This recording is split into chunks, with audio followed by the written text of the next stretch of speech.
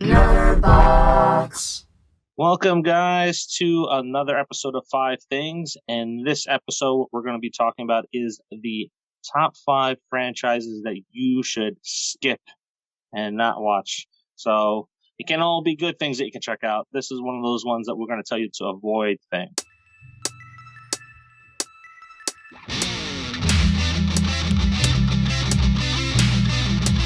I am inevitable.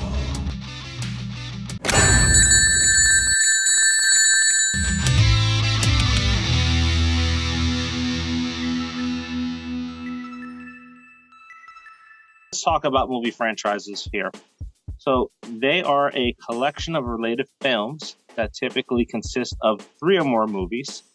Franchises consist of animated and live action films spanning across various genres, more commonly seen in action, horror, and the family genre. They can be released directly into the theaters or direct to video. Now, according to Numbers.com, there are a total of 924 franchises spanning the last 100 years. But for the sake of this discussion, we're going to focus on the franchises that have 3 or more films, bringing that list down to around 368 franchises. So, what's considered the oldest franchise? King Kong. It began in 1933 with 6 films over the last 88 years, and it's grossed over $1 billion worldwide. Now, excluding universes, this is going to be a shocker.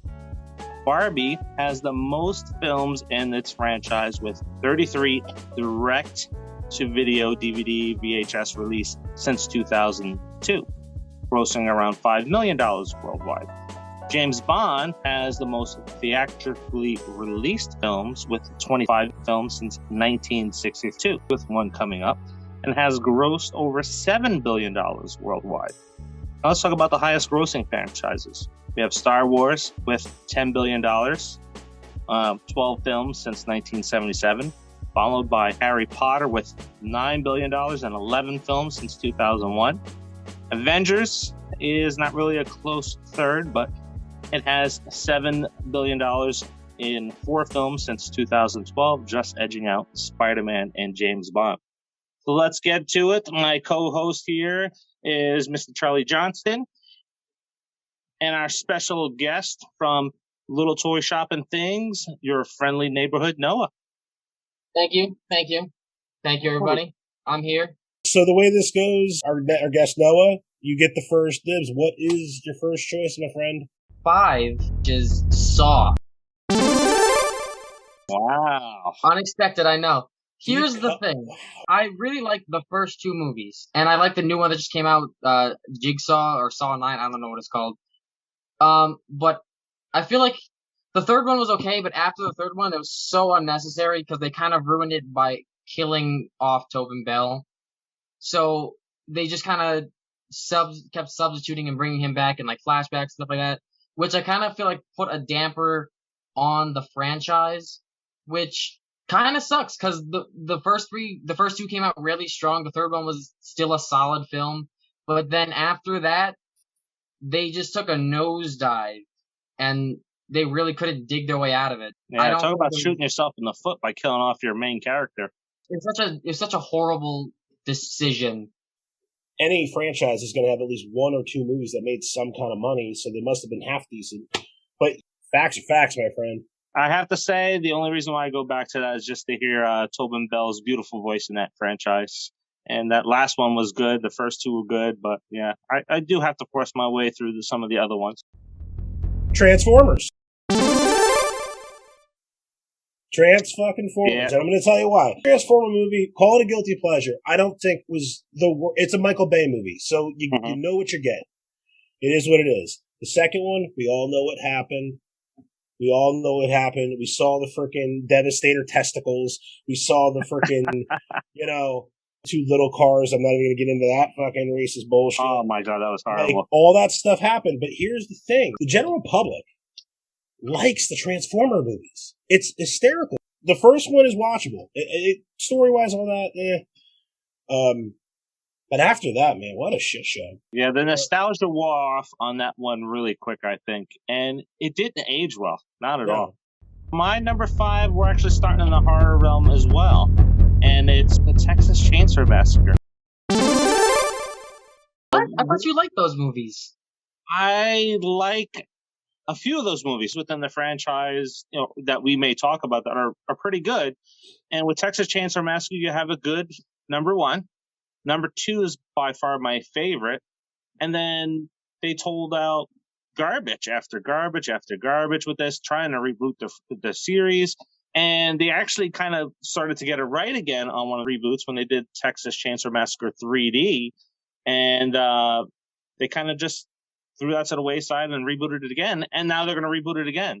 So you have the Jessica Biel one? No, I didn't really care for the Jessica Biel one either. I thought it was all right. I'm not one of these diehard Texas Chainsaw Massacre fans. Okay. But number 2 is the one I really liked because it was campy, it was cheesy. We had a really good, strong female character in it. You had Dennis Hopper in there. He did excellent in his role. And then it just died off. And they just really made that character into a joke and garbage. So, in Texas Chainsaw Massacre 3D, Gunnar Hansen, who played the first Leatherface, returns, and the movie was actually pretty good. And then they spoil it with the following movie called Leatherface Origins. You knew by the time you got to the 3rd or 4th one in the run that now you're in the shit show. The first one, looking back on it, it wasn't terrible. It's just kind of boring. And I feel like if you're gonna make a film that's somewhat is based off some source material of an actual serial killer, maybe lean a little bit more into that and less into the horror-esque feel of it. My number 4 is the DCEU. So my reason is they also do have some good films. Majority bad. They have Man of Steel is good. Shazam is good. The Harley Quinn film is good. Can't really say anything about the rest of the films. The problem is, their good movies are good, but their bad movies are so terrible. And I think it's because they're just trying to rush everything because they don't have the backing that Marvel has since they've been building their franchise for over 10 plus years. So they're just rushing everything and they're doing it poorly. And it sucks because I do like DC. Despite what people say, if you you can only like Marvel or DC. That's not true. I like them both. So you're 100% right. And I'm a bigger DC fan than I'm a Marvel. I'm an old school DC guy. Batman's my favorite superhero. I don't give a shit who knows it. Everyone says Batman, but I love Batman. I always looked at the DCEU as the prime example is why motherfucking studios need to stay out of shit sometimes. Yeah. That's what they suffer from. The Justice League movie could have been epic. Terminator franchise. Yeah. Yep. Terminator was 2 good movies. Terminator was a great action flick, arguably one of the best hard sci-fi movies of all time, and then a bunch of bullshit. Salvation was okay.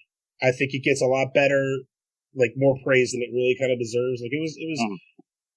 It was okay. Yeah. Yeah.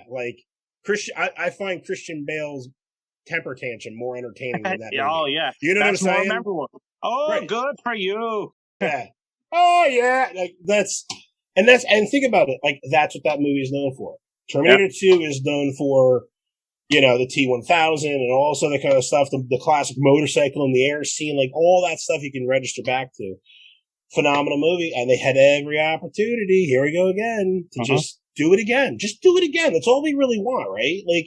Change some stuff, but keep the substance of the characters. And now they're into this this retcon thing, and Arnold doesn't want to step away, even though he says he does, and then he's in the next movie anyway. And and I'm gonna sound like a dick, I guess, but I'm sorry. But now they're pushing into this sort of quasi political stuff a little bit. The last movie was okay.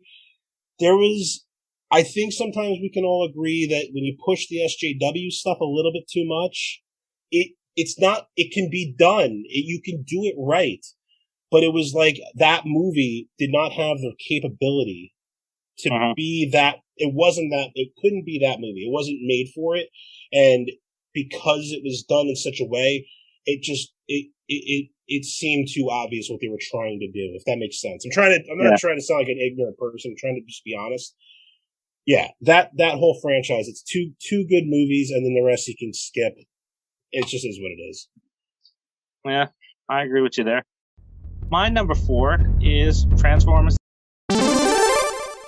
It started out in 1984. Hasbro, saw Microman in Japan, and they wanted to have something very similar to it. So they went to Marvel, and they created their backstories and their characters with Marvel. And then, 2 years into that franchise on TV, they go ahead and it's like, you know what?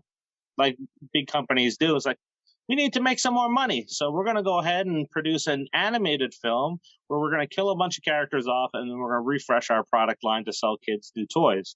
Well, I think, Charlie, you and I, Transformers, the animated movie, made a lot of kids cry all over the world. That's a rough movie to get through. Man. We fast forward to the Michael Bay nonsense where, you go to see the first movie and it's okay. But, the nostalgia wears off really quickly with that. And then they just started pumping out movie after movie. And then you got Mark Wahlberg involved trying to save it. And it's just like, yeah. Now they're in the John Cena territory where it's like, it's a shame because you get to that point and then you're just like, all right, just fucking put it in the ground, man.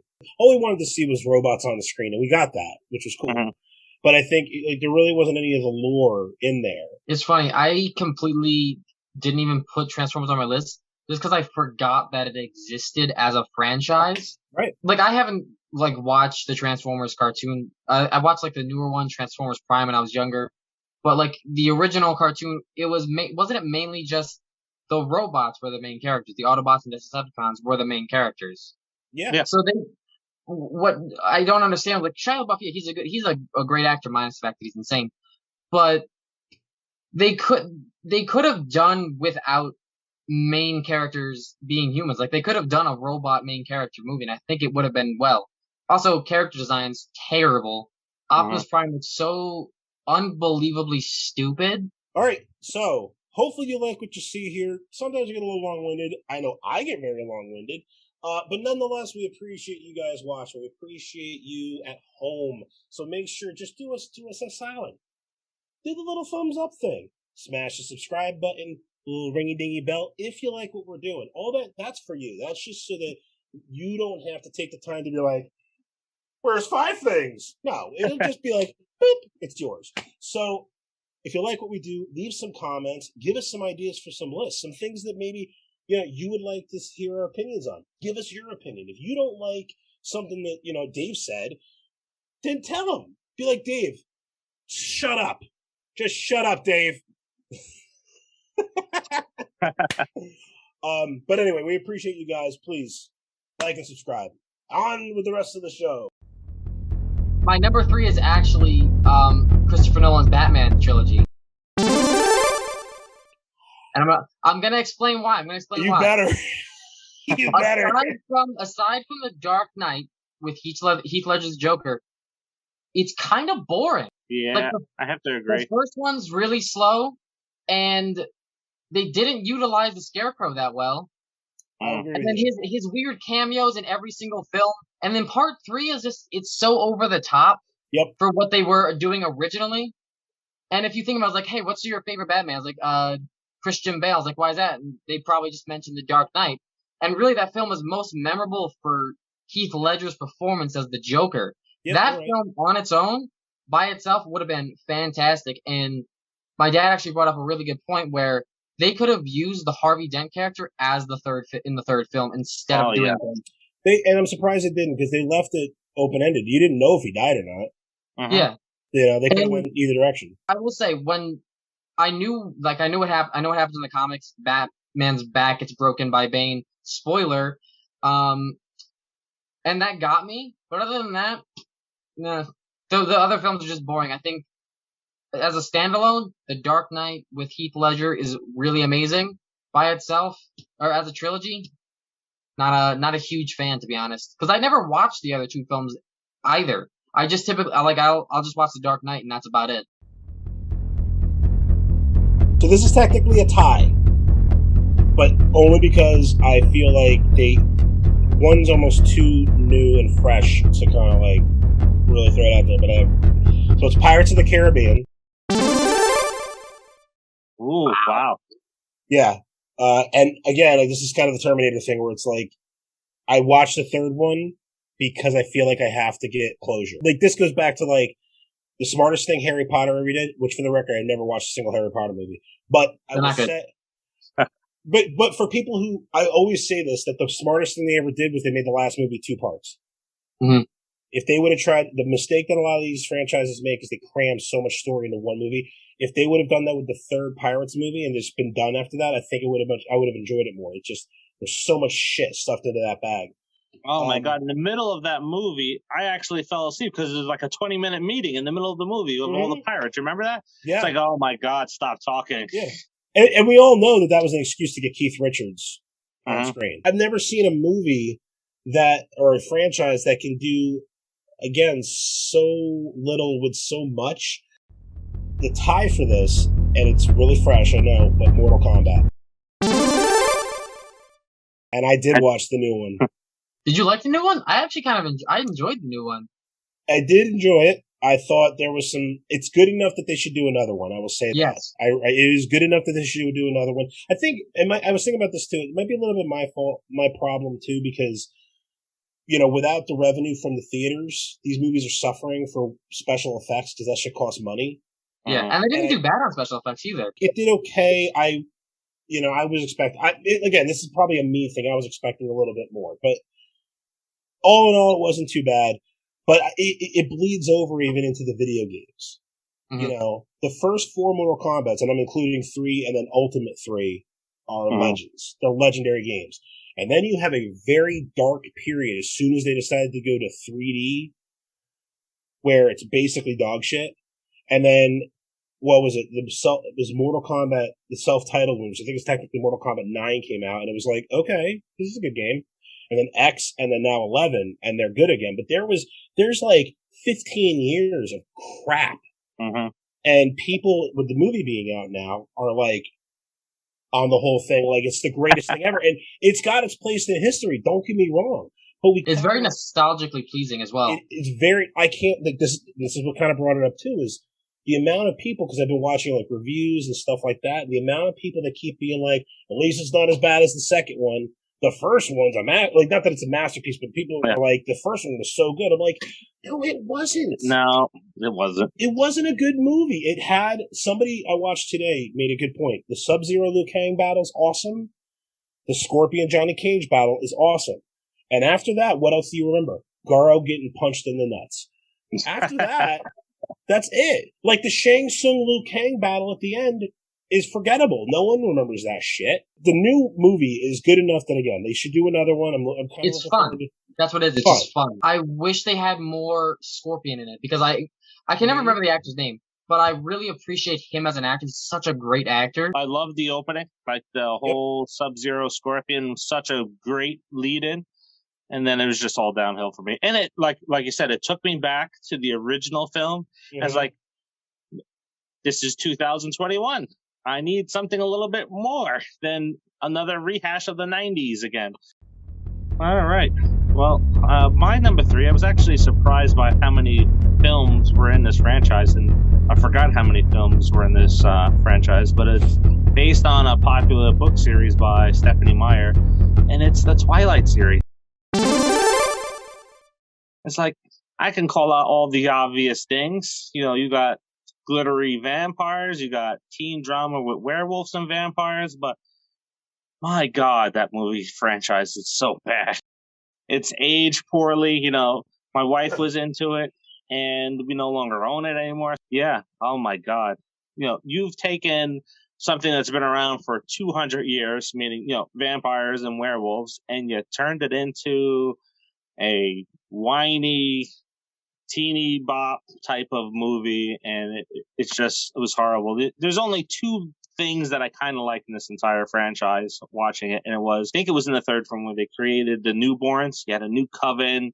These guys were kind of sinister. And then in the last film, they had the sequence where they killed everybody off. I was like, this is awesome. They're actually killing everybody off. And then it's like, oh, it's a dream sequence. I woke up. Sorry. So, I Absolute garbage, Twilight. I remember when they came out, like, there were girls I knew, they went and saw those movies like 12 times, 15 times. I'm like, Yep. And movies aren't cheap. Yeah. I'm like, it'll be out of DVD in a couple of months. Like, what the hell? What's the problem? And Burger King even jumped on the Jacob and Edward train. Like, they were doing, like, the voting thing. Yeah, I don't know. It's probably just because I'm not a teenage girl. I mean, on the inside I am, but, you know. Alright, so my number two is actually going to be Twilight. I switched it out for 50 Shades of Grey. And here's my reasoning. I couldn't get through the first half of the first film. Because it's so weird. Like you're watching it, and there's these weird, like, sex scenes, and there's someone in the background so monotone, just narrating, and it makes me uncomfortable. Like, if you're gonna make a film like this, just turn it into a porno, because that's what it is. It is just porn with well-known actors. Not that I ever read the books, because all they had to do was tell me that it was Twilight fan fiction, and I was like, I'm never gonna do this ever. Yeah, I actually knew that too. Yeah. But I'm telling you right now, the amount of people that I knew when those movies came out that left the theaters pissed because of the dirtier stuff that they didn't put in the movie. Like, there's a thing in the books with, like, a tampon. Yeah, I heard, yeah. Right? And they didn't do it. The amount of women that were mad because they left that out of the movie, I was like, you people are depraved. Like, what the hell? This kind of reminded me of back in the 90s and early 2000s, USA Up All Night, and they had those raunchier shows on. This kind of falls into that category. Even if you just look at it from, like, the standpoint of a story, there's nothing there other than BDSM and sex. That is about it.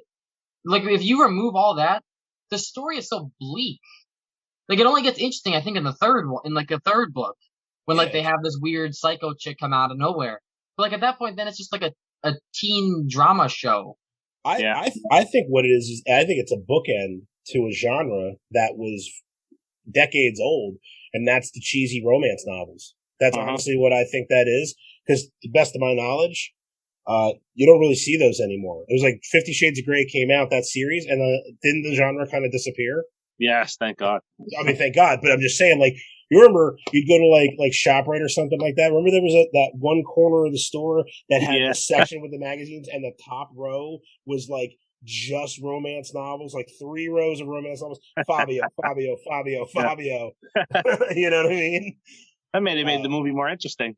Trying to hear him talk through that movie. Maybe. Yeah, just go. I'm sure you could find a bunch of I Can't Believe It's Not Butter commercials if you really had to. Lord of the Rings. Wow. I cannot agree more. Lord of the Rings. That is my number 2 as well. Oh, look at that. That was going to be my number 1. Yeah, the third one is, well, to be fair, I'm not a fan. That's why it's on this list, honestly, most of this. But the only one I ever saw in the theater was the third one. I thought it had like 9 endings too many. It just didn't fucking want to end. The first one, I have tried to watch it, I can't tell you how many times, and I always fall asleep. Always. 12 hours about walking. And here's the second movie.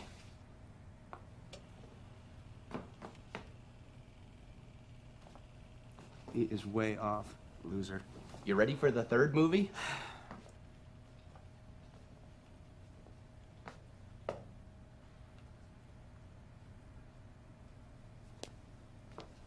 Fucking A.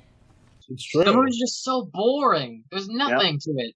We had to read the Hobbit when I was in school, and I can only say is that, like, Tolkien was definitely like the Michael Crichton of his time.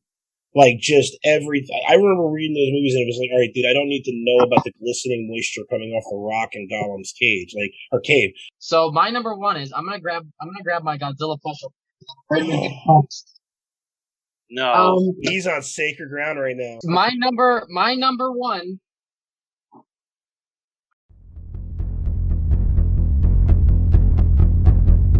is Star Wars. Oh, so is mine. Oh my gosh! Oh my god! The first two of the original trilogy from the 70s and 80s are very good. Number 3, what happened? You know, why kill Boba Fett like so easily right in the beginning? He died like a bitch and made a generic sound effect. And then like the ending when they're fighting with little teddy bears, it would have been way more interesting if they had used Wookiees. But overall, that film is laughable. And then like the second trilogy, the prequels. What happened there? Like, Jar Jar Binks is a meme, and he got written out of the films because everybody hated him. Anakin Skywalker, how does someone that is so bland and doesn't like the beach become a death ninja? And then the newest trilogy, they're okay. I think I just watch the Star Wars stuff now because it's Star Wars and like I grew up with it and whatnot. We watch it every Thanksgiving, so it's kind of like nostalgia and whatnot. But like if you look at the films for what they are, there's like maybe 4 good films, a couple of okay films, and then the rest are just garbage. Yeah. I agree that your interpretation of the first 3 movies is basically spot on for me. I don't think the third one was that bad. I think it's just there's a thing in movies where trilogies, usually the third one is the weakest one, and it kind of spawns from Star Wars.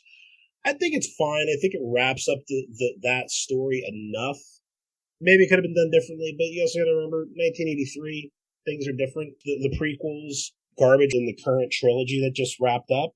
Like a lot of decisions were made that probably had George Lucas or really any of the filmmakers that did any of the Star Wars films in the past, had they been there and they just did the movie how they wanted to, probably would have been more watchable. Instead, what was the theme? What's been the theme this whole time? The studio stepped in because Disney was getting shit from the Twitterverse or whatever, social media, and a lot of decisions were made. And then we got some kind of weakish films from a franchise, which when you think about it is held up as like the holy grail of film franchises.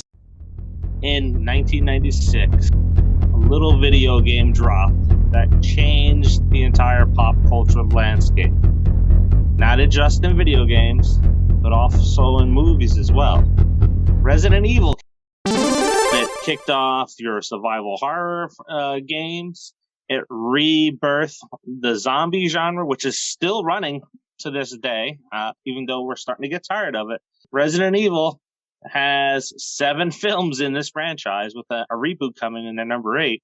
And after the first one, I think it is absolute trash. They took a great franchise and they just shit all over it. Now we went from zombies to science fiction, Matrix type movies, and it just strayed so far from the source material. Like, if you want to see Resident Evil, if you know what it's all about, which is zombies, that's what it was founded on, then this is definitely something that you got to avoid. You have to appreciate, though, the movies, yeah, they're garbage. But, like, Resident Evil, the game series, playable movies as well, they are still going strong despite how bad the movies were. So I think those are so good that it kind of just pushes the movies aside for me. I will say, though, and I don't know how it happens, at the end of the day, movies are movies, and they work because people go, and then they make another movie. Who the fuck is watching these movies? Right? They made so many, and like you said, the first one's pretty good, because it's cool. Like, everyone loves that scene where the lasers. Like, that's an awesome scene. You know, the second one was like, well, that's disappointing. You know? And then after that, it's just a joke.